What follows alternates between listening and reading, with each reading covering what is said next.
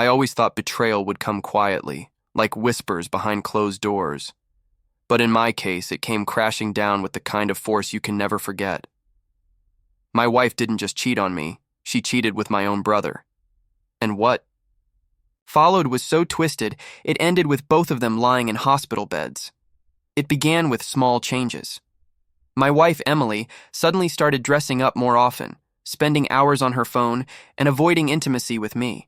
I asked her about it, but she brushed me off with excuses: work stress, exhaustion, the usual lies. My brother David was always around.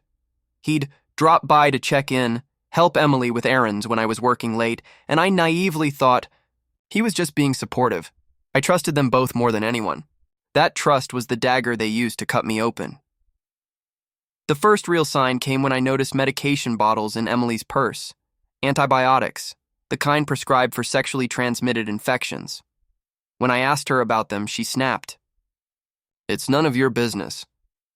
That response told me everything. I went to my doctor the next day, terrified. The tests came back clean. Relief washed over me, but it was quickly replaced by rage. If she had an STD, it didn't come from me. That meant only one thing: someone else had been sharing her bed.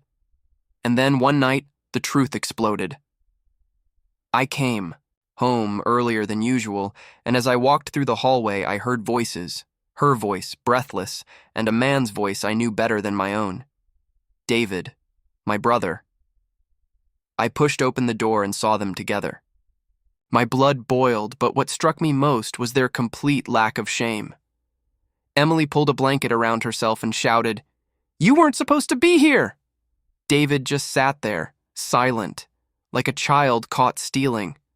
I wanted to rip him apart, but I didn't. I walked out instead, shaking, humiliated, broken, but karma doesn't always wait for revenge. Sometimes it serves justice on its own. 2 weeks later, I got a call from my mother.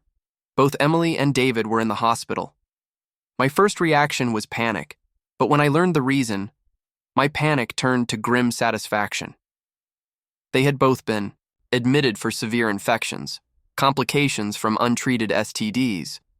Whatever game they had been playing behind my back, it caught up with them in the most brutal way possible. When I visited the hospital, I didn't go to comfort them. I went for closure. David looked weak, pale, ashamed. Emily tried to meet my eyes, but couldn't. I leaned over and said only one thing: "You two deserve each other, and you'll suffer together too." I filed for divorce immediately. With the evidence of infidelity, the court was heavily in my favor. I kept the house, most of the assets, and my freedom. David? His condition and mounting medical bills drained what little he had. Emily was left with nothing but regret. Friends and family took sides. At first, some begged me to forgive, but once the full story came out, how they betrayed me, how reckless they were, no one stood by them. They became pariahs in their own circles. The very people they thought they could build a life with turned their backs. I won't lie. Seeing them suffer gave me a bitter satisfaction. Not because I wished them harm, but because they brought it entirely upon themselves.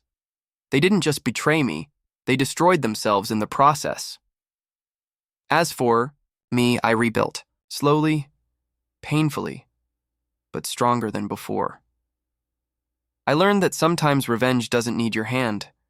Sometimes the universe has a way of balancing the scales, and whenever I think back to that hospital room, with both of them lying there, broken and ashamed, I realize one thing. Betrayal cuts deep, but justice, no matter how it arrives, always heals deeper.